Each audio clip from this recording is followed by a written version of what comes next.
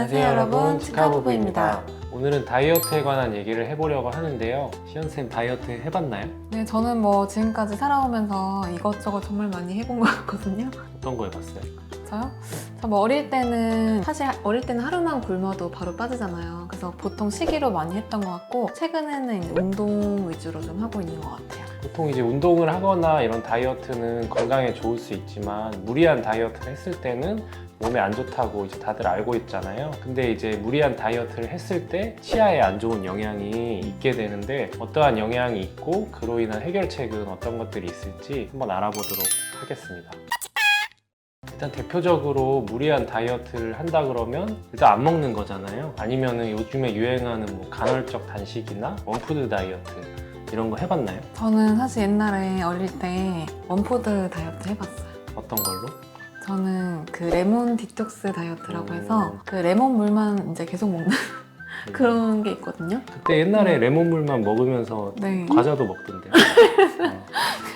아니, 레몬 물에 그 이제 메이플 시럽만 넣어서 그 당으로 살아가는 건데 당연히 살은 진짜 많이 빠졌거든요. 근데 진짜 어지럽고 막 그럴 때가 있었어요. 맞아요. 원푸드 다이어트나 간헐적 단식 같은 걸 했을 때는 결국 우리가 영양소 같은 거를 뭐 메이플 시럽 같은 걸로 채우기는 하는데 골고루 영양소를 섭취할 수는 없기 때문에 영양 불균형이 일어나게 되죠. 일단 이제 영양이 불균형하게 되면 우리 몸에 있는 면역력이 약해지기 때문에 치아 잇몸에 피가 나거나 잇몸에서 염증이 생기는 현상이 발생할 수 있고요. 그렇게 됐을 때 우리가 이제 평소에는 면역력이 강했을 때는 경미한 염증이나 이런 거를 자가적으로 이제 해결을 할 수가 있는데 면역력이 약해지게 되면 경미한 염증에도 대처를 못하고 잇몸이 붓게 되거나 피가 나고 또 이제 씹을 때 통증을 느낄 수가 있게 됩니다. 네, 두 번째로는 시기만으로 이렇게 다이어트 하는 것보다 뭐 운동을 병행해서 하는 게 건강하다고들 말을 하잖아요. 근데 이제 무리한 운동을 하게 되면 치아에 손상을 줄 수가 있습니다.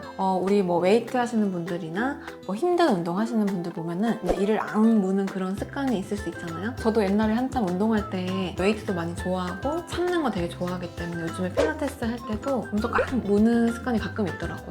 사실 그렇게 하게 되면은 아무래도 치아 파절이나 턱관절 등에 영향을 주게 되어서 전반적으로 나쁜 영향을 미칠 수 있습니다. 세 번째는 다이어트를 단기간으로 효과를 보기 위해서 다이어트 보조제 같은 거를 섭취하는 경우가 있잖아요. 다이어트 보조제의 경우에 여러 가지 성분이 들어있지만 이 중에 이제 이뇨제가 들어있는 보조제들이 있는데 이뇨제의 역할은 이제 몸에 있는 수분을 빼앗아 감으로써 단기간으로 이제 체중이 줄어서 다이어트가 된 것처럼 느껴질 수도 있지만 이 역할이 이제 물만 빠져나가는 것이 아니고 이제 몸에 있는 전해질, 뭐 나트륨이나 칼륨 같은 전해질을 같이 이제 빠져나가기 때문에 치아의 강도에도 영향을 미칠 수가 있다고 합니다. 네, 이렇게 무리한 다이어트로 가다 보면은 부작용으로 보통 뭐 폭식증이나 거식증을 앓고 계신 분들 좀 있잖아요. 그러한 것들도 치아에 되게 영향을 줄 수가 있습니다.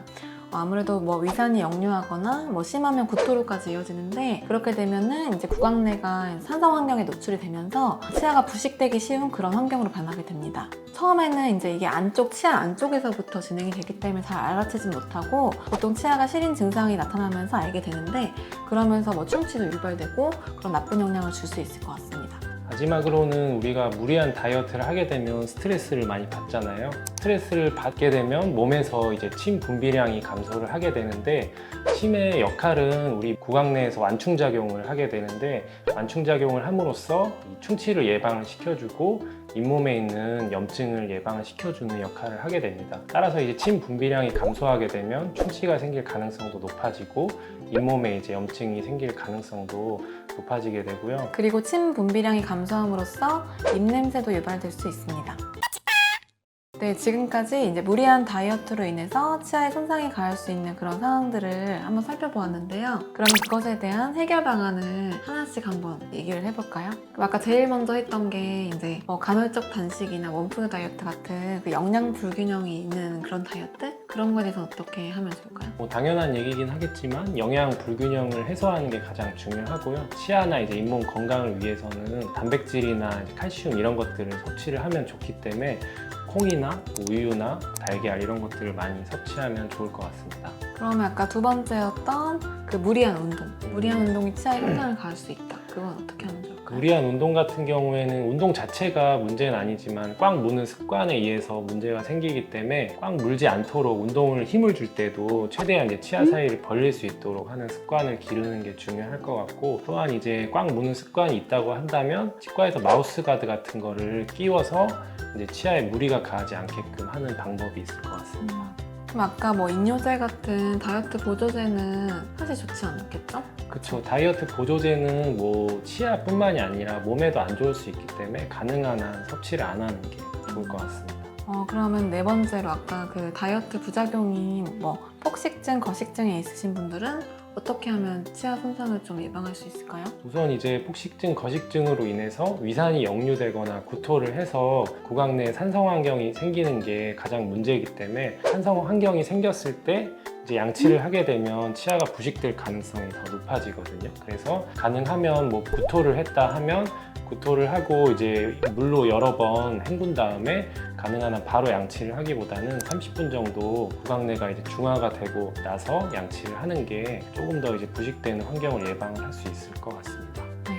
그럼 마지막으로 아까 스트레스로 인해서 침 분비량 감소가 일어났을 때? 침 분비량 감소를 예방하기 위해서는 가능한 한 이제 뭐 수분이나 뭐 유기질 같은 이제 과일 같은 거를 섭취를 많이 하는 게 좋을 것 같고, 가능한 한 다이어트를 하면서 어쩔 수 없긴 하지만 스트레스를 덜 받아서 침 분비량이 너무 감소되지 않게끔 주의하는 게 좋겠죠.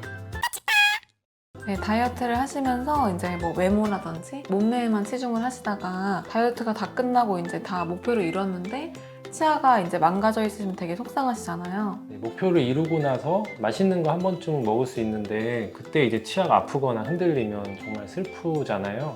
건강하게 다이어트를 하면서 치아 건강도 유지를 할 수 있으면 좋을 것 같습니다.